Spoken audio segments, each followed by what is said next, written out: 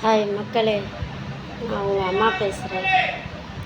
வெள்ளாத்து குளத்தில் +2 படிக்கிற மாணவியை இப்படி வெட்டி கொன்னுட்டாங்களே துண்டு துண்டா. அதை பற்றி நீங்கள்லாம் என்ன நினைக்கிறீங்க? இதை கேட்குறதுக்கு ஆளே இல்லையா? யாருமே கேட்பார் இல்லையா? இவ்வளோ நாடு கொந்தளிக்கிற அளவுக்கு ஒவ்வொரு வன்கொடுமையும், பாலியல் பலாத்காரமும், கொள்ளையும் இப்படி நடந்துகிட்ருக்குது.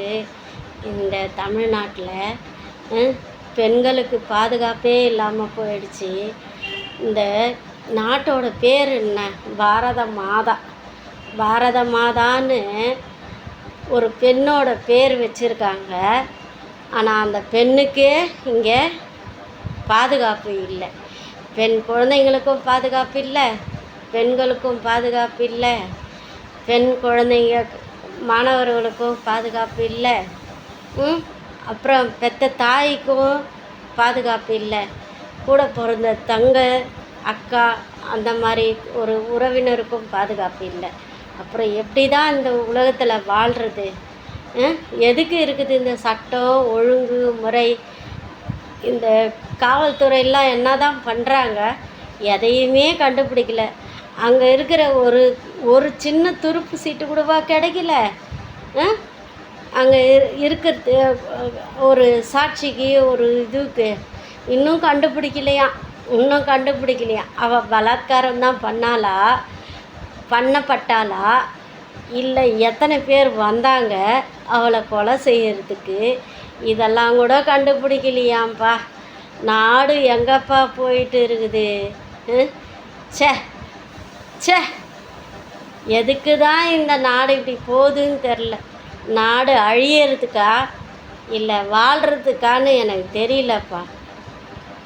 உங்களுக்கு தெரிஞ்சால் நீங்கள் கமெண்ட் பண்ணுங்கள், ஷேர் பண்ணுங்கள், இது எல்லாருக்கும் தெரியப்படுத்துங்க. பெண் குழந்தைங்கள பாதுகாப்பாக வச்சுக்குங்க. பெற்றோர்களே, பெண் குழந்தைங்கள ரொம்ப ரொம்ப பாதுகாப்பாக வச்சுக்கோங்க. இந்த போதை எந்த வரைக்கும் கொண்டு போகுதுன்னே சொல்ல தெரியல எனக்கு. அநியாயத்துக்கு கஞ்சா, அபீனு, குக்கீனு என்ன சின்ன குழந்தைங்களுக்கு கூட தெரியுது. அதெல்லாம் இப்படிலாம் கிடைக்கிறதுக்கு யார் காரணம்? இதை தடை செய்யறதுக்கு அரசாங்கத்துக்கு உரிமை இல்லையா? ஏன் இது கேட்காம அரசாங்கம் இருக்குது? நீங்கள்லாம் கேட்க மாட்டீங்களா? பொது ஜனங்களாகிய நீங்கள் தான் கேட்கணும். நீங்கள் கேட்டால் தான் நடக்கும். இந்த அரசாங்கமே நம்மளுக்கு வேண்டாம். மாற்றி யோசிப்போம். வாழ்க தமிழ், வாழ்க டிவிகே, வாழ்க வளமுடன். நாம் நல்லா இருக்கணும்னா, நாம் எல்லாரும் நல்லா இருக்கணும்னா இந்த அரசாங்கத்தை மாற்றினாதான் நம்மளுக்கு விடிவு காலம் பிறக்கும். ஜனங்களே நல்லா கேட்டுக்கோங்க, மாற்றி யோசிங்க.